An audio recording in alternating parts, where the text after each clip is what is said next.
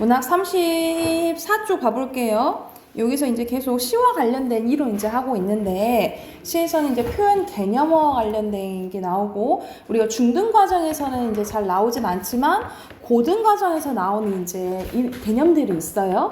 그 대표적인 게 객관적 상관물입니다. 객관적 상관물. 자, 봐볼게요. 자, 객관적 상관물은 작가가 자신의 사상과 감정을 구체적인 사물을 통해서 간접적으로 나타낼 때 사용되는 사물을 얘기를 하는데, 화자가 대신하는 대리물 또는 화자의 정서를 촉발시켜주거나, 그러니까 이게 불러일으키는 거요. 고조시키는 정서 자극물, 감정 이입물들이 있다라고 생각하시면 돼요. 동물도 돼요? 동물도요? 동물이요? 네.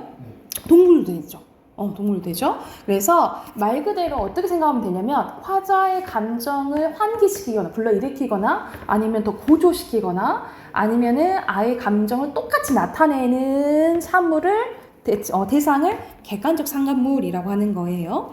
자, 그래서 그리고 또는 뭐 옆에 예시 한번 봐보자. 예시는 감정이입이 나오는데, 이 객관적 상관물 종류 중에 감정이입이 있다라고 생각하시면 돼요. 그래서 객관적 상관물은 대상이 예를 들어서 저 암수가 슬피 운다라고 이제 얘기를 해. 그러니까는 저 암수 뭐 꿩이 뭐 슬피 운다라고 얘기해요. 근데 암수 꿩이 슬피 우는 거지만 사실 누구도 슬픈 거야. 나도 슬픈 거야. 그럴 때는 감정이입인 거지, 그렇지? 이런 경우도 있고, 아예 나의 반대로 저희 암수꽁이 저렇게 잘 행복해 보이는데 나는 왜 이렇게 외롭지? 이런 식으로 상반되거나 불러일으키거나 이런 게 이제 객관적 상관물이라고 생각을 하시면 돼요. 그래서 이제 이건 예시를 한번 좀 많이 봐야 되고, 그 다음 매개물 봐볼게. 작가가 표현하는 사상이나 정서를 다른 사물을 통해서 간접적으로 연결해 주는데 사용되는 사물로 객관적 상관물도 매개물 중에 하나다라고 생각하시면 돼요. 예시 봐보네. 맷버들을 가려 꺾어서 보내느라 님에게. 왜 님에게 보내냐면 이거 보고 저 생각하세요 라고 얘기를 하는 거야. 그래서 이 맷버들은 임에 대한 사랑도 되고 또 다른 나의 분신도 되는 거예요. 그래서 나의 감정을 담은 거잖아요. 그치? 이게 이제 매개물이라고 보시면 되겠죠. 자, 그리고 이어서 시어와 관련된 개념을 봐볼게. 음성 상징어는 뭘 음성 상징어라고 하지? 모양이나 동작 흉내내는 건 의태어, 소리를 흉내내는 의성어를 음성 상징어라고 하고, 또는 색채어, 그래서 색깔을 나타내는 시어예요. 그래서 강렬한 뭘 드러낸다? 시각적 심상을 드러내고요. 그리고 시적 허용은 우리가 문법적으로 맞진 않아도 시에서는 허락해주는 거지, 그치? 그래서 리듬감도 살려주는 표현뿐만 아니라 의미가 깊어지는 효과, 그러니까 자신의 하고 싶은 말을 좀 강조할 때 쓴다라고 보시면 돼요. 그리고 관습적 표현은 옛부터 사용하여서 습관적으로 굳어진 말이라고 보시면 돼요. 그래서 뭐 3단 같은 머리, 뭐 지금은 좀 안 쓰이긴 하지만 옛부터 조금 써오져 내려오는 걸 이제 관습 표현이라고 보시면 되겠죠.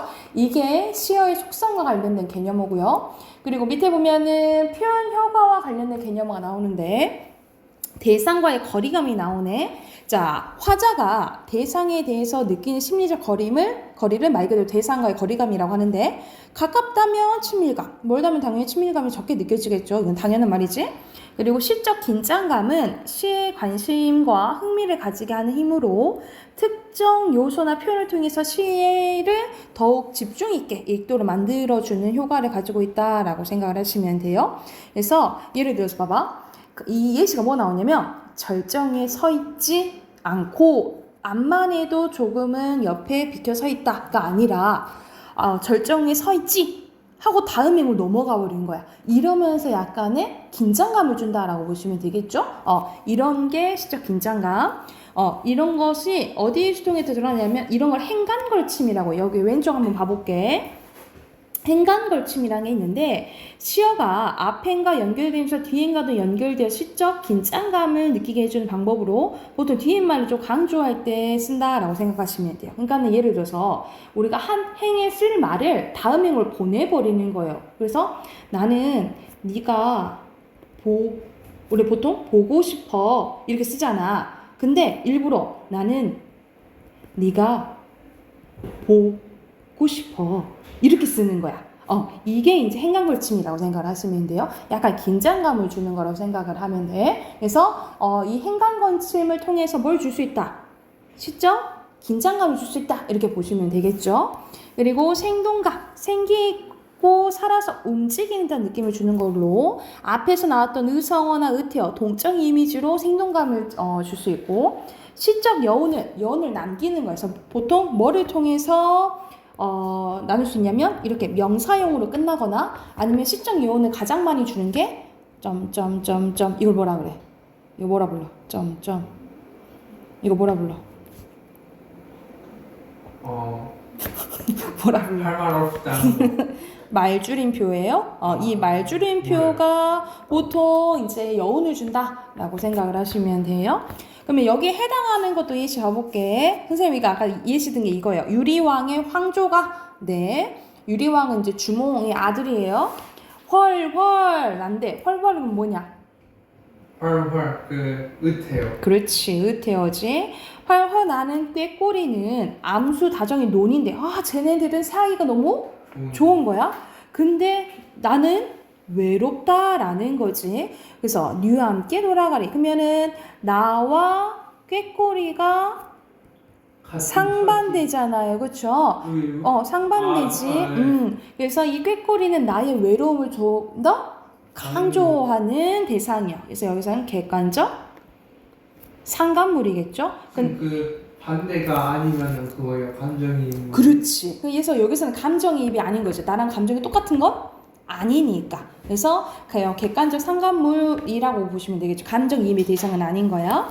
그러면 감정이입으로 해당되겠어요? 아니겠죠. 그렇죠? 자, 그리고 조지훈의 민들레꽃 봐볼게. 까닭없이 마음이 외로울 때는 좀 외롭나 봐. 노라 뭐예요? 시죠? 허요. 민들레꽃 한 송이도 애처롭게 그리워진대요. 내가 막 이렇게 외로울 때는 오히려 민들레꽃 이것도 그리워진대. 얼마나 한 위로이랴. 소리쳐 부를 수 없는 이 아득한 거리에 그리워한 대상과 내가 떨어져 있는 거죠. 그러니까 만약 그대 앞에서 뒤에서 그대 나오잖아. 그대와의 뭐를 나타내는 거야?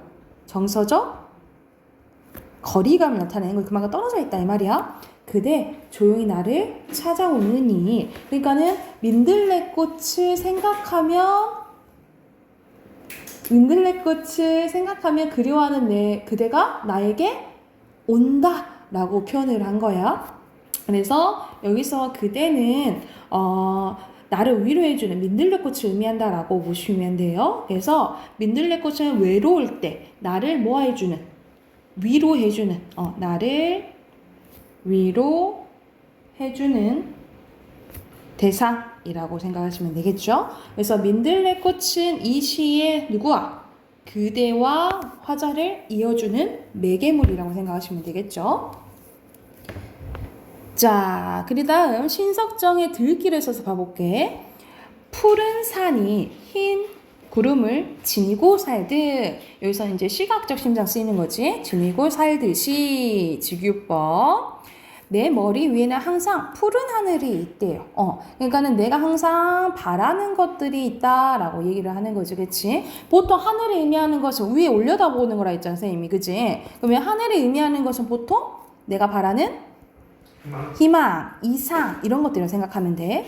그래서 하늘을 향하여 산처럼 뭐뭐처럼 지기유 또 두 팔을 드러낼 수인 것이 얼마나 숭고한 일이냐.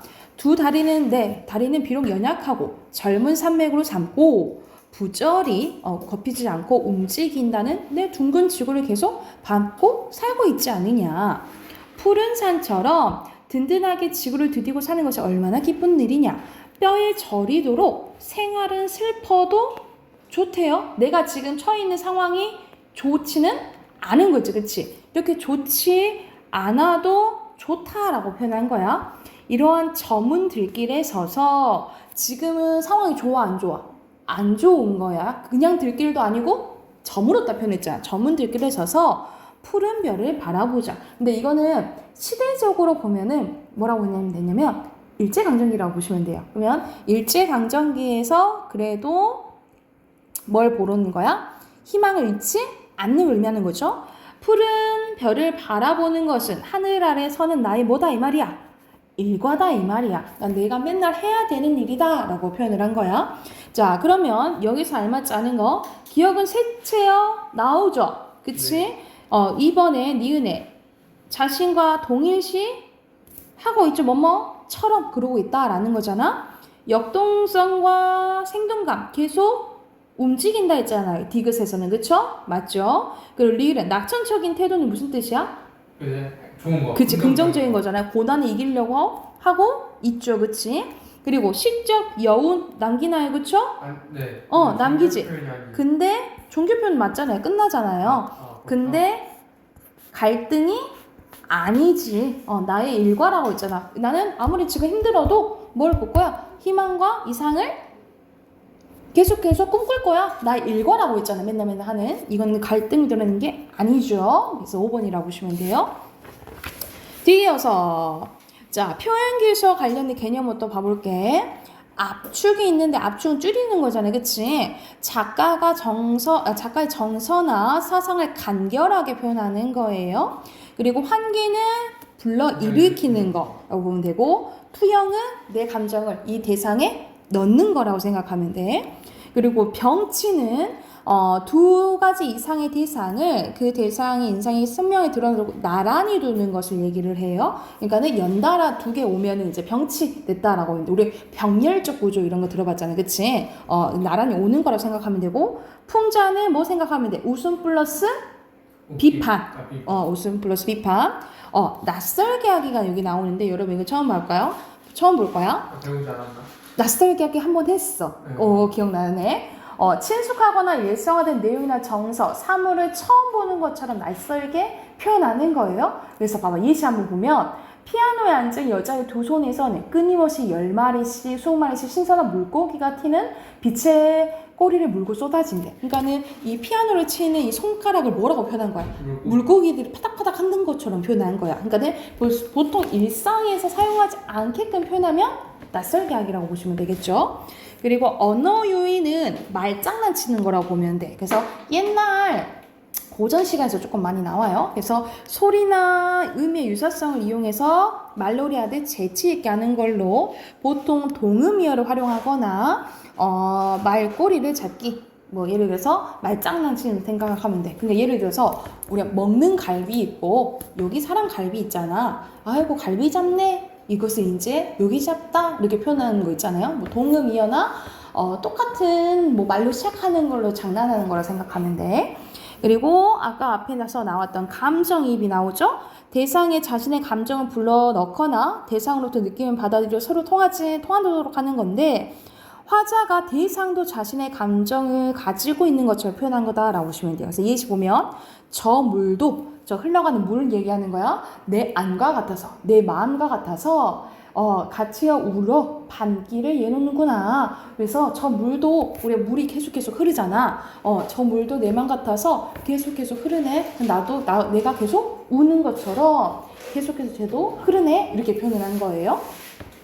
그리고 9번째는 주관적 변형이야. 우리가 주관적이라는 건 뭐야?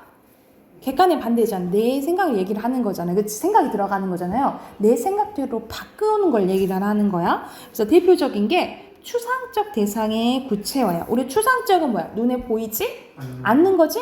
눈에 보이지 않는 거를 눈에 보이게 표현하는 거야. 그래서 대표적인 게 황진이의 시조가 나오는데, 동짓날 기나긴 밤을 하늘이 베어내요. 우리 밤 눈에 보이나?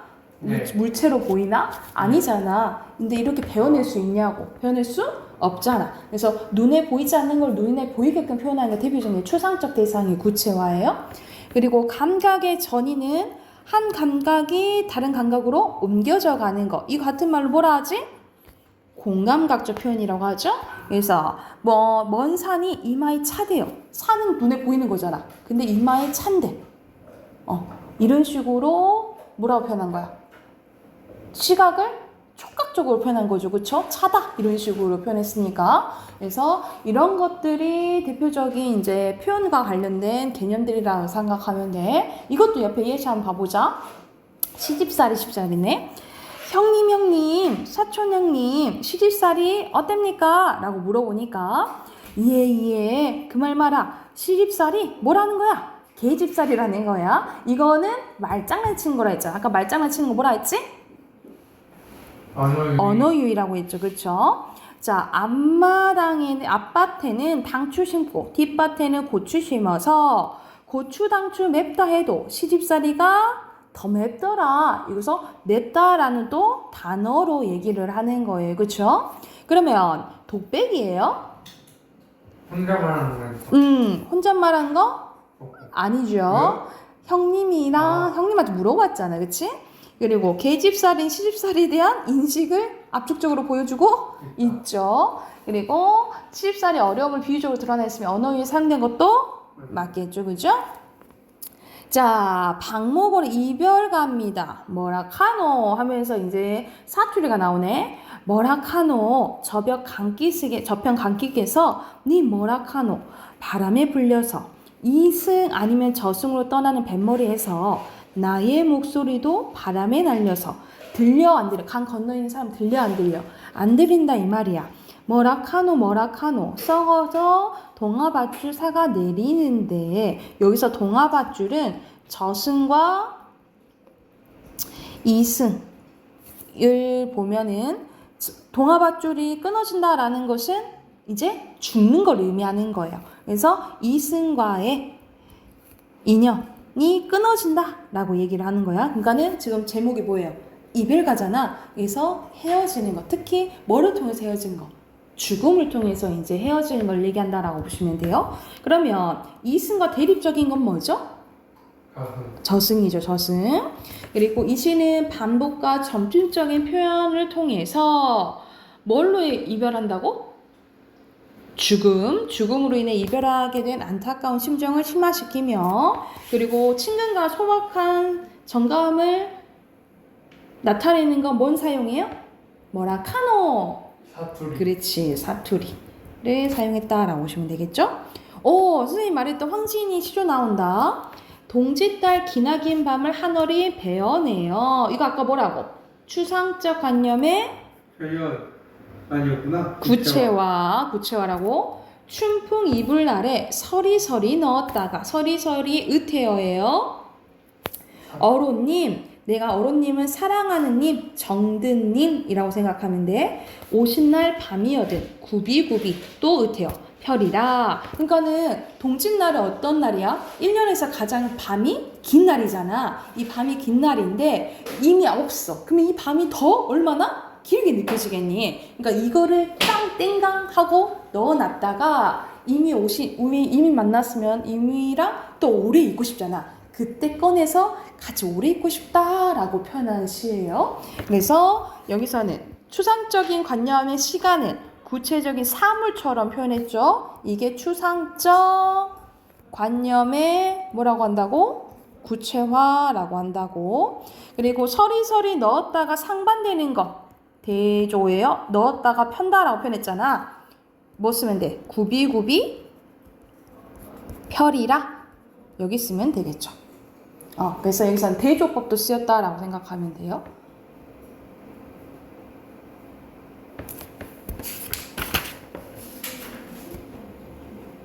됐으면 뒤로 넘어가서 해당하는 또 시 2개 보고 문제 풀어볼게요. 김소월의 나의 집과 나희덕의 방을 얻다라는 시예요. 김소월은 약간 전통적인 민요적인 느낌을 많이 썼다라고 생각하면 돼. 들가에 떨어져 나가앉은 맥기슭은 산기슭이라고 생각하면 돼. 매가 산의 순 우리말이니까. 넓은 바다의 물가 뒤에 나는 지으리 시적 화자 직접적으로 나와 있고요. 나는 지으리 나의 집을 하면서 여기서는 어순이 바뀌었네. 그치? 어순 바뀐 거 무슨 법이죠? 도치. 그렇지, 도치법. 나는 나의 집을 지을 거래. 그러면 나의 집이 의미한 제목이 나의 집이잖아요. 나의 집이 뭘 의미하는지 우선 지켜봐 보자. 다시금 큰 길에 앞에다 두고 길로 지나가는 그 사람들은 제각기 떨어져서 혼자 가는 길이래. 그러니까는 각자 사람들 어떻게 가? 자기를 혼자 갈 길을 가는 거야. 그치? 그러면 우리가 좀 약간 정이 있게 느껴지니? 정이 없게 느껴지는 거지. 그러니까는 다들 자기를 가. 그럼 나는 혼자 남겨진 거야. 그럼 어떤 마음이 들겠니? 외로움이 조금 느껴지겠죠. 그쵸? 더 지켜봐 볼게. 하얀 여울턱에 시각적 심상 나오고요. 날은 저물 때 나는 문간에 서서 기다리래. 아하, 이사 화자는 지금 누군가를 뭐 하고 있는 거야? 기다리고 있는 거야. 그치? 새벽새가 울며 청각적 심상도 나오네요. 지새는 그늘로 세상은 희게 또는 고요하게 번쩍이며 오는 아침부터 지나가는 지나가는 길 손님들을 보면서 그대인가요? 라고 얘기를 한다라는 거지. 그러면 여기서는 나는 뭐 하고 있는 거야? 그대를 기다리고 있는 거죠. 그렇죠? 그래서 여기서는 반복을 통해서 기다리는 마음을 뭐 하는 거예요? 강조하는 거지. 그치? 그래서 나의 집, 여기서 나의 집이 의미하는 것은 내가 기다리는 공간이라고 생각하시면 되겠죠. 내가 기다리는 공간이에요. 그래서 주제 써놓을게. 여기서 주제는 그대를 간절히 기다리는 마음이 드러나 있다라고 보시면 돼요. 여기서 주제는 그대를 간절히 기다리는 마음이라고 보시면 되고요.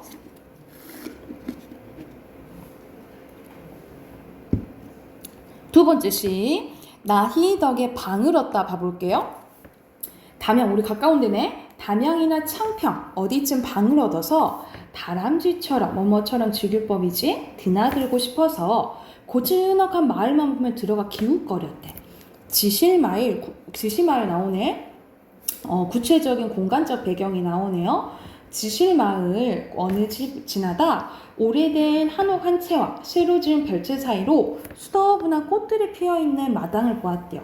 나도 모르게 이것도 시적화자 시적적으로 나타나 있고 나도 모르게 열린 대문 안으로 들어섰는데 아저씨는 숫돌에 낫을 갈고 있었고 아주머니는 밭에서 막 돌아온 듯 머리수건을 촉촉했다라는 거죠. 저 방을 한 칸 얻었으면 하는데요. 대화 형식이네. 그쵸? 대화 형식이 나와 있고 일주일에 2번 와 있을 곳이 필요해서요. 내가 조심스럽게 한옥 쪽을 가리키자 아주머니는 빙그레 웃으며 이렇게 대답했다는 거지. 글씨 아가들 다 서울 나가불고 우린 별치사 지랭길을 안 채는 비기는 해라. 그렇지만 우리 집안에 내력이 있던 데라서 매무로는 지금 쓰고 있단 말이다 라는 거지. 그러니까 마음으로는 아직 쓰고 있다 이 말이. 그러니까는 아직 자식들에 있었던 것들 이런 것들이 자기가 담겨져 있는 거지. 추억들이. 이 말을 듣는 순간 정갈한 마루에 앉아 계신 저녁 햇살이 눈에 들어왔대. 저녁 햇살이 앉아 계셨다라고 표현을 했네. 그게 무슨 법이에요? 의인법 쓰였네. 그쵸? 그리고 새 노란 말도 못하고 돌아섰지만 그 부분을 알 수 있을까? 빈 방을 마음으로 늘 쓰고 있다는 말 속에서 내가 이미 새들어 살기 시작했다는 것은, 그러니까 그렇게 말하는 그 주인네들의 모습을 보고 마음이 따뜻해졌다라는 것을 이런 식으로 표현한 거죠. 자, 이것이 또 여기 원래는 여기로 가야겠죠, 그쵸? 어순이 바뀌었네, 그지? 그러면은 또 무슨 법이에요? 도치법이죠. 그래서 여기서 이제 빈방 표시가 나와 있는데 빈방이 의미하는 것은 이 가족, 아주머니, 아저씨의 뭐가 있는 공간이야? 추억이 담긴 공간을 의미하는 거지, 그치? 그래서 여기서 주제는 간단해요. 이 지실마을 집주인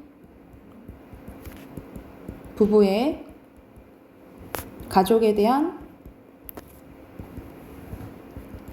애정과 그에 대한 감동이 드러나 있다 라고 보시면 되겠죠. 그래서 그 감동을 받아서 그 따뜻함이 느껴져서 내가 방을 새들어 살기 시작했다 이런 식으로 이제 표현을 한 거지. 이거 됐을까요? 그러면 옆에 6문제 있잖아요. 지금 바로 풀어보게요.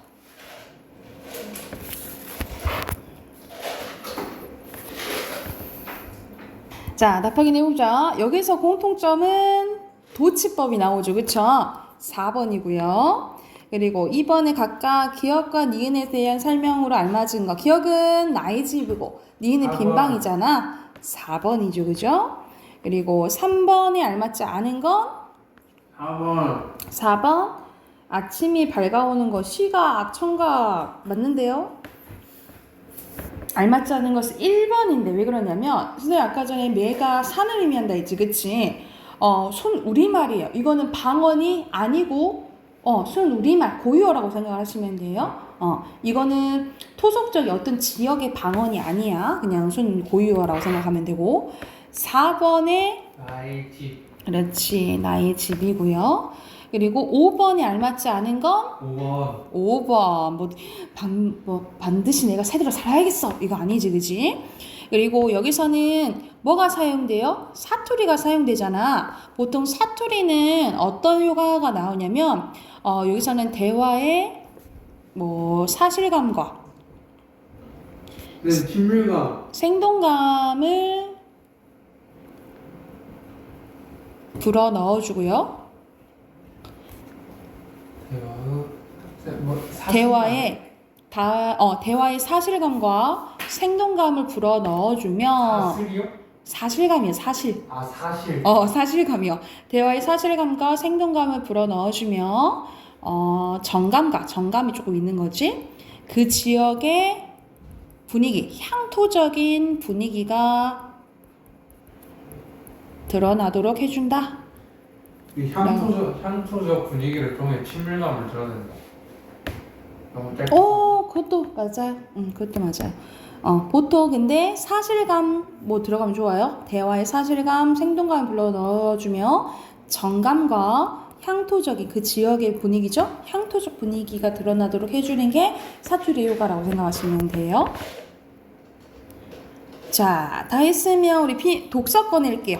독서도 34쪽이에요.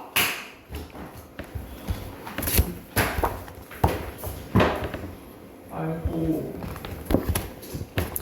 자, 34쪽. 여기서 이제 내용 전개 방식 파악하는 건 이제 두 번째입니다. 분석과 문제 해결인데, 자, 우리 저번 시간은 분류했잖아. 분류는 일정한 기준에 따라 나누는 거죠. 근데 분석은 하나의 대상을 여러 부로 나누어 설명하는 거예요. 그래서 하나의 대상이 어떤 것을 이루어져 있는지를 보는 거야. 그리고 보통 시계는 뭘 이루어져 있는 거야? 초침, 분침, 시침, 뭐 숫자 뭐 이렇게 이루어져 있는 거죠. 그쵸?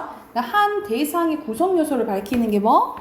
분석이라고 보시면 되는데, 그래서 구성 요소, 현상의 원인 분석, 장단점 분석, 한계 분석 이런 단어들이 이제 나오면 분석이 쓰였구나 라고 추측해 보면 되겠죠. 그래서 분석 요소들을 표시하면서 읽어라 라는 게 여기 힌트라고 생각하면 돼. 자, 그러면 또 예시 바로 한번 봐보자. 자동차의 매연으로 인한 대기오염이 갈수록 심해지면서 각국에서는 앞다투어 환경오염을 줄일 수 있는 자동차를 생산하는 데 박차를 가하고 있는데, 그중 상용화에 성공한 대표적인 게 뭐라는 거야? 하이브리드라는 거죠. 하이브리드란 두 가지의 기능을 한 가지로 합쳤다는 의미로 내연기관 엔진만 장착한 기존의 자동차와 달리 하이브리드 자동차는 내연기관 엔진에 전기 모터를 함께 장착한 것이 특징이라는 거죠. 그러니까 전기로도 가고 기름으로도 가라는 거지, 그지? 하이브리드 자동차는 만드는 방법에 따라서 구동 방식이나 구조상의 차이가 있지만 대체로 다음과 같은 핵심 구성 요소들로 이루어져 있대요. 그러면 어떤 단어가 나와요? 핵심 구성 요소들이란 단어가 나오는 거지, 그지? 자, 내연기관은 기관 내부에서 연료를 연소시켜 열 에너지를 기계적 에너지로 바꾸는데, 전기 모터는 자동차의 주행 상태에 따라 전동기나 발전기 역할을 할 수도 있고 작동하지 않을 수도 있대요. 전동기 역할을 할 때는 전력을 사용해서 자동차를 움직이게 해주고, 발전기 역할을 할 때는 회전 에너지를 전력으로 바꿔 배터리를 충전한대요. 배터리는 전기 모터가 필요로 하는 에너지를 공급하는 장치로 자동차의 주행 상태에 따라 에너지가 충전되기도 한데 그 외 구성 요소로는 내연 기관 엔진과 전기 모터의 회전을 운동시켜 밖에 전달하는 변속기, 그리고 연료를 보관하는 연료 탱크, 그리고 전력이나 전기 모터를 제어하는 모듈, 그리고 배터리 상태를 확인하는 또 모듈, 이렇게 있다라는 거지. 그래서 여기서는 이제 어떻게 이루어져 있는지가 나오는 거죠. 그래서 분석 대상은 뭐예요? 하이브리드에서 나오잖아. 하이브리드 자동차에 대해서 나오는 거고, 분석 방식 관련된 건 선생님이 표시해뒀죠. 구성 요소, 뭐 핵심 써도 되고 그냥 구성 요소 이거 써도 되겠지. 자, 그리고 어떤 요소가 있는지 선생님 동그라미 쳤잖아, 그지? 연료를 연소시켜 에너지를 기계적 에너지로 바꾸는 것은 내연기관 엔진이죠, 그쵸? 그리고 두 번째, 전기 모터는 뭐의 역할을 할 때는? 전동기 역할을 할 때는 움직이게 해주고, 그리고 발전기 역할을 할 때는 배터리 충전한다 라고 했죠. 그리고 전기 모터가 필요로 하는 에너지를 공급하는 장치는 배터리. 그리고 그 외에는 변속기랑 또 연료 탱크 있다 했죠. 그리고 모듈 2개 있다라고 했고, 그래서 이런 구성 요소를 통해서 한 가지 대상이 어떻게 이루어져 있는지에 대해서 이제 봤고요. 자, 두 번째는 문제 해결입니다. 말 그대로 어떤 문제가 제시되고 그것을 해결하는 구조가 나온다라고 생각을 하면 돼. 그래서 여기서 나와 있죠. 맨 처음에 의문과 문제 상황이 제시되고 이에 대한 해결 및 보완 방안을 제시하는 것을 문제 해결이라고 하는데, 처음에는 의문 형식으로 시작되는 부분이 많다라는 거야. 그래서 이런 건 왜 그럴까? 이런 식으로 된다라는 거지, 그치? 그리고 해결 방안은 한 가지 이상 경우만으로 번호를 매겨서 분류하고, 그리고 해결 및 보완 방법은 여러 가지일 수도 있고 여러 방향일 수도 있다라는 거죠. 그러니까 한 가지 이상이니까 번호를 매겨라 라고 이제 힌트가 나오네. 여기에 해당하는 또 질문도 봐볼게요. 인간의 몸은 약 70%의 물로 구성되며 물은 영양소와 그리고 산소를 몸 전체에 운반하고 노폐물을 소변, 땀으로 통해 몸 밖으로 배출이 됩니다. 이러한 물이 절대적으로 한정된 달 기지나 우주 정거장에서는 버려진 물을 여과해서 사용해야 되는데, 물을 지구에서 우주로 실어 나르기에는 너무 큰 비용이 당연히 발생하겠죠. 그래서 일반적으로 중력이 작용하는 지구에서는 폐수가 필터를 통해서 아래로 이동하면서 여과가 됩니다. 달 기지에서도 물이 아래로 흘러 필터를 통과하지만 중력이 낮아 그러면 속도가 느리겠지, 그치? 그러면 그렇다면 중력이 없는 우주정거에서 어떻게 폐수를 여과를 할까 하고 이제 문제 제기한 거예요. 그러면 이제 해결 방법 나오겠지, 그치? 가장 좋은 방법은 중력처럼 작용하는 힘을 만들어주는 거래요. 이게 이제 해결 방안이겠죠, 그쵸? 뉴턴의 운동 법칙에 의하면 외부의 힘이 작용하지 않을 때 운동하는 물체는 뭘 한대? 등속, 직선 운동을 한대. 물체 운동 방향을 바꾸려면 당연히 외부 힘이 필요하겠죠. 그리고 운동 방향이 수직으로 일정한 크기의 외부 힘이 작용하면 그 물체는 뭘 한대? 등속 원운동을 한대요. 이렇게 원 중심 방향으로 작용하여 원운동을 유지하는 것이 뭐? 구심력이라는 거지, 그치? 그리고 구심력의 반대가 뭐라는 거야? 원심력이란다는 거예요. 그래서 원운동을 하는 물체가 중심 밖으로 이렇게 나가려고 하는 힘이라는 거죠. 그래서 어떤 힘이 존재하는 것이 아니라 물체가 만약 등속 직선 운동을 하는 관성의 효과라는 거야. 그리고 사람이 회전한 물체 안에 만약 그 안에 있어. 그러면 그 원심력을 뭐처럼 느끼게 해준다는 거야? 중력처럼 느끼게 해준다라는 거지, 그치? 그래서 일시적으로 이 중력을 느끼게 할 만큼 이런 환경을 만들어줘야 된다라는 거야. 어디에서는? 우주? 정거장에서는? 자, 그러면 여기서는 의문 바로 채우면 되겠죠? 무엇이 없는, 중력이 없는 우주 정거장에서는 어떻게 폐수를 뭐 할까? 여과할까라는 거고, 그리고 해결 방안은 첫 번째 줄 쓰시면 되겠죠. 이 문단에 가장 좋은 방법은 중력을 작용하는 힘을 뭐 해주는 거다? 만들어주는 거다 하면서 지금 원심력이랑 구심력 얘기가 나온 거지, 그치? 아마 이제 마지막에 이거에 대한 아마 지문이 나올 거예요. 해당하는 문제 바로 풀어보게. 뒤에 넘겨서 36쪽부터 39쪽까지 문제 풀어보시면 돼요. 너무 많다.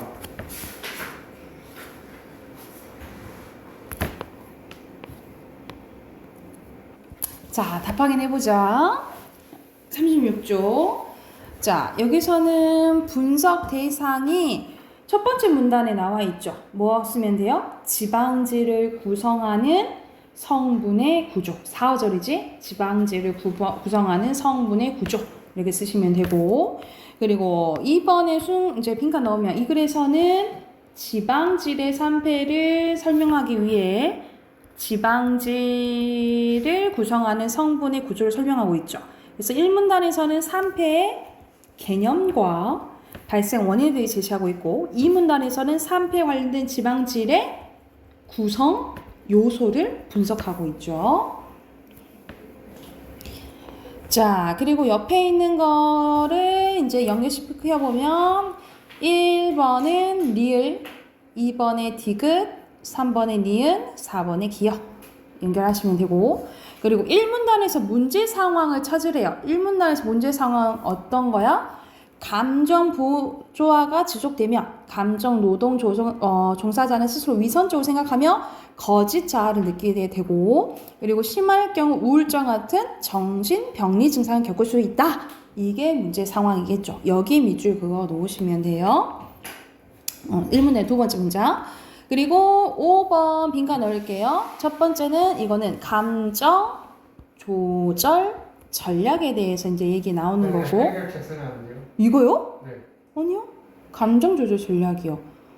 그래서 첫째에 들어가는 것은 부정적인 감정. 그리고 둘째에 들어갈 거는 회피 분산 전략이죠. 그리고 여기에 들어갈 빈칸은 무관심한 태도예요. 그리고 셋째에 들어갈 빈칸은 상호작용 과정. 상호작용 과정. 네. 맞구나. 상호작용 과정. 그리고 뒤로 넘겨서 자 1번의 논지 전개 방식이에요. 3번이에요. 과학적인 원리. 3번이네요. 그리고 2번에 옳지 않은 것은 1번은 어디가 틀렸어요? 회전 운동을 반당. 네, 틀렸어요. 그러니까 발생시키는 건 뭐야? 90명? 아무튼 1번이 틀렸어요. 그쵸? 네. 아무튼 그렇게 막 넘어가면 안 되고. 그러니까 원운동을 만드는 것은 이제 90명의 직선 그 금속 운동과 관련된 거지. 그리고 여기서는 니은. 뭐 찾는 거야? 네. 막 가운데 있는 게 90명이죠, 그쵸? 원심력. 원심력이죠. 그리고 나가려는 게? 나가려는 게 원심력, 가운데로 보이는. 그래, 90명이고 그러면 반대가 원심력이잖아, 그치? 그러면 어떤 방향으로 돼요? 기준이 뭐야? 기준이 여기잖아, 그치? 그러면 그거 반대된 건 물이 어디로 가겠어요? 니은으로 가겠죠. 니은으로 가겠죠. 됐을까요? 네. 문법 꺼낼게요. 네, 문법 꺼내세요. 네. 선생님 현서 보고 싶어요. 그니까 못 본 지가 많이 지났네. 자, 기계음악 차례 맞습니까? 22쪽? 아니 22쪽 했어요. 23쪽도 했어요? 네. 그러면 24쪽 할 차례입니까? 네, 선생님. 그러면 우리가 앞에서 했던 건 이제 교체가 끝났어요. 선생님이 의문 변동 현상 크게 4가지 있다 했잖아. 뭐 있어? 교체, 유음화. 교체 크게, 교체, 축약, 첨가, 탈락이 있어. 근데 교체가 가장 많다 했지. 교체 5가지가 뭐예요? 음절의 끝소리 규칙, 비음화, 유음화, 구개음화, 그다음에 된소리 내기 이렇게 5가지 있고 그리고 축약 나옵니다. 축약은 한 음운이 두 음운이 한 음운으로 줄어드는 현상이에요. 줄어드는 현상. 그래서 자, 여기서는 크게 자음 축약과 모음 축약이 나와 있어요. 그래서 거센 소리, 자음 축약을 거센 소리 되기라고도 하는데 왜 그러냐면 우리 거센 소리 뭐지? 키읔, 티읕, 피읕, 치읓을 거센 소리라고 하잖아요. 그쵸? 그래서 이 자음 축약은 뭐냐면 기역, 디귿, 비읍, 지읒이 뭐를 만나면 히읗을 만나면 각각 어떻게 줄어드는 거예요? 키읔, 티읕, 피읕, 치읓으로 줄어드는 거예요. 그래서 대표적으로 국화, 좋고 이런 식으로 줄어드는 거야. 그러니까 여러분 그 의문 개수 세볼까? 이건 의문 개수가 하나, 둘, 셋, 넷, 5개잖아요. 이거는 4개지. 이런 식으로 축약은 의문이 줄어든다라고 생각을 하면 돼. 다시 한번 기역, 디귿, 비읍, 지읒이 뭘 만나면 히읗을 만나면 어떻게 줄어든다고? 각각 키읔, 티읕, 피읕, 치읓으로 줄어드는 현상이라고 생각을 하시면 돼요. 그래서 우리가 이거 뭐라 그래? 우리 축하 많이 하잖아. 그치? 이렇게 줄어드는 거라고 생각하시면 돼요. 이게 무슨 현상? 거센 소리 되기라고 보시면 되겠죠. 뭘 한다고? 거센 소리 되기. 거센 소리 되기라고 생각을 하시면 되고. 자, 그리고 모음 축약 나옵니다. 모음 축약. 모음 축약은 두 개의 단모음이 연속돼 만나면 하나 이중모음으로 되는 거예요. 그러니까 두 개의 단모음이 만나서 이중모음이 되는 거라고 생각을 하면 돼. 이거는 뭐 크게 외울 건 없고 여러분이 자연스럽게 되는 거야.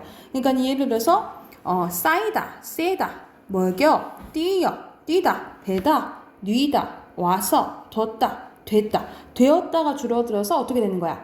됐다. 하였다가 줄어들어서 했다. 그치? 이건 자연스럽게 나오는 거여서 그렇게 많이 이제 어려운 부분이 아니야. 그래서 둘 중에서도 뭐가 많이 나오냐면 거센 소리 되기가 많이 나온다라고 보시면 돼요. 그래서 지금 앞에 교체랑 뭐에 대해서 했어? 축약에 대해서 한 거야. 거기에 해당하는 문제 25쪽 바로 풀어볼게요. 25쪽 풀고 뒤로 넘어가서 해당하는 문제 한번 풀어볼게요. 큰일 났다. 다 까먹었는데. 자, 축약은 두 의문이 하나의 의문으로 줄어든 현상으로 자음 축약과 모음 축약이 있다라고 보면 되고, 거센 소리가 일어나는 것은 박하, 노타죠. 노타. 노타는 뒤에 히읗 없잖아요. 무슨 소리야? 히읗 앞에 순서 상관없어요. 노타. 그래서 싸, 치, 추, 카, 자, 피 다죠. 피읍이야 피읍. 잡히다. 그리고 줄이면 가졌다. 그리고 돼. 아이. 더라. 뭐라? 그리고 텐데. 그렇죠. 그리고 화 이렇게 되겠지. 그리고 옆에는 2번이 안 맞지 않은 거. 기본형 띄우다 해가지고. 그리고 기본형이 조이다죠. 조이다. 그러면 앞에가 줄어들면 죄었다. 뒤에가 줄면 조였다가 되는 거예요. 조였다. 그리고 기본형이 여기서는 선생님 바로 띄우다라 했죠. 이게 앞에가 되면 없어요. 그러니까 앞이 줄어든 게 없고 뒤에가 줄어든 것도 그냥 없어. 이게 우가 탈락되고 없다 이렇게 돼야 되는 거예요. 그래서 아까 2번이 답인 거야. 그리고 기본형이 뭐예요? 트이다지? 트이다는 줄이면 어떻게 돼요? 티였다가 되는 거예요. 티였다. 그리고 뒤에가 줄어들면 트였다가 되는 거죠. 트였다. 그리고 4번에 기본형 고이다가 줄어들면 앞에가 괴었다. 그리고 뒤가 붙으면 고였다가 되겠지. 그리고 뉘었다의 기본형은 누이다고요. 누이다. 앞에가 줄이면 뉘었다. 뒤에가 줄어들면 누였다가 되겠죠.